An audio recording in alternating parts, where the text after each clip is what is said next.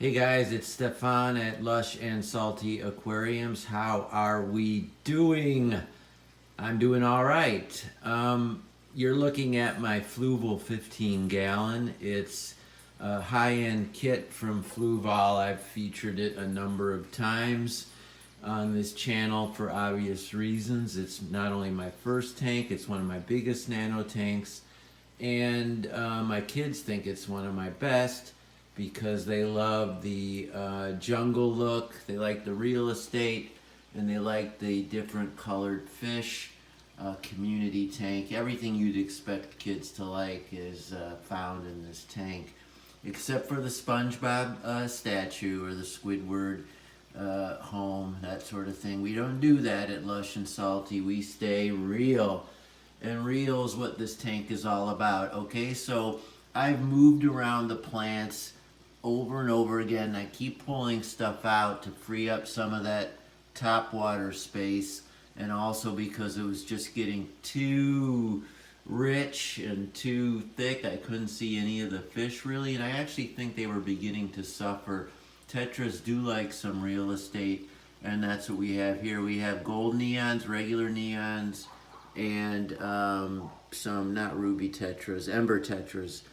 Group of them back there, and then there's a couple brass tetras in here and all sorts of cleaning fish. Look at the size of that Siamese algae eater. Too big for this tank, but good luck getting him out. He's in for good. He's also got a brother in there, and I put them in when they were small. They do a good job. They got really big, and there's nothing I can do. There's a brass tetra. Pretty jewel, huh? And there's a puffer. That one's thin. I wouldn't doubt if it has worms, which are a common problem with puffers, but he's been in here a couple years, and maybe it's a male. He eats fine. He's socializing, and I mean, it's all good, but he should have a fatter tummy. I believe there is one with a fatter tummy in here. There's also plenty of catfish. There's a common Corridora, pepper, salt and pepper cat. There's some big pandas in here and various others. Let's see if we can't drum one up. There's the snail refuse. So I know the puffers are eating. That's what they eat. They love to smack out the meat from a snail and leave the shell. It's a blessing and a curse if you want to get rid of snails, but then you got to get rid of the snail shells. So I've got this great piece of driftwood. How cool is that?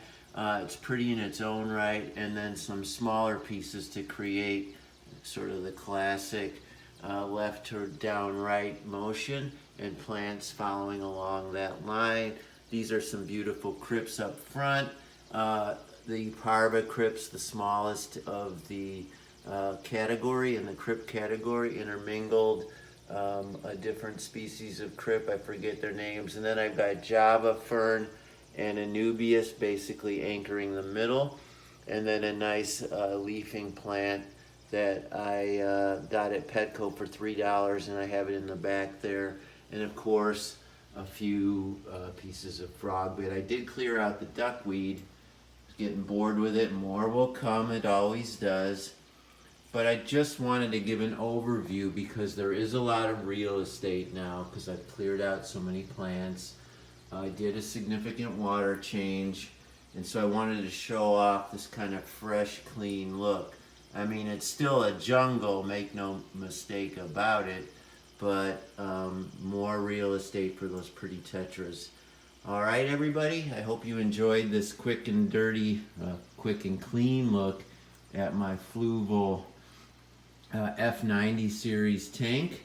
If I called it the Edge, that's incorrect. I have one of those tanks. It's featured in an earlier video, but this is more of a classic planted aquarium setup. Right at the big side of nano, around 15 gallons, 2 years and change.